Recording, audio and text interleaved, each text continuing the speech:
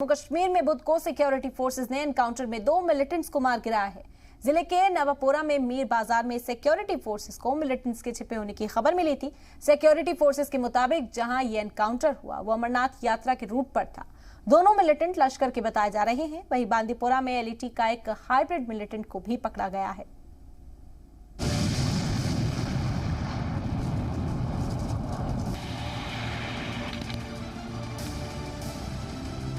ये धमाका सिर्फ एक ठिकाने को उड़ाने का वीडियो नहीं है।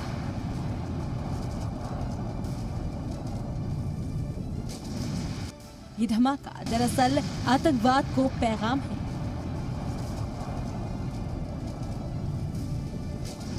कि वो कश्मीर की वादी में चाहे कहीं भी छिप जाएं, उनको इसी तरह खोज खोज कर तबाह कर दिया जाएगा। बुध को बांदीपुरा के नदीहाल में सिक्योरिटी फोर्सेज ने एक हाइब्रिड आतंकी के ठिकाने का पता लगाया था। सिक्योरिटी फोर्सेज ने पहले तो घेराव डालकर दहशतगर्द को पकड़ा, बाद में उसके ठिकानों का पता लगाकर उसे बम से उड़ा दिया। बुध को ही सिक्योरिटी फोर्सेज और मिलिटेंट्स के बीच कुलगाम में मुठभेड़ हुई।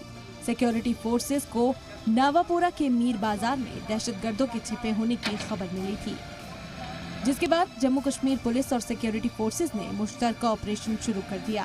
कई घंटों की मुठभेड़ के बाद सिक्योरिटी फोर्सेज ने 2 दहशतगर्दों को मार गिराया। दोनों दहशतगर्द लश्कर गुट के बताए जा रहे हैं और कश्मीर के ही रहने वाले हैं। हैरानी की बात यह है कि जिस जगह ये एनकाउंटर हुआ वो जगह अमरनाथ यात्रा के रूट पर है। ऐसे में कहा जा सकता है कि एक बहुत बड़ा खतरा अमरनाथ यात्रा से पहले ही टल गया। सिक्योरिटी फोर्सेज के मुताबिक अब तक 121 दहशतगर्दों को घाटी में ढेर कर दिया गया है, जबकि 311 दहशतगर्दों को पकड़ा गया है। बीते साल 180 दहशतगर्दों को सिक्योरिटी फोर्सेज ने मार गिराया और 2021 में भी 311 दहशतगर्दों को पकड़ा गया था। लेकिन सिक्योरिटी फोर्सेज की एक रिपोर्ट बताती है कि इतने एनकाउंटर और दहशतगर्दों को पकड़े जाने के बाद भी खतरा अभी टला नहीं है।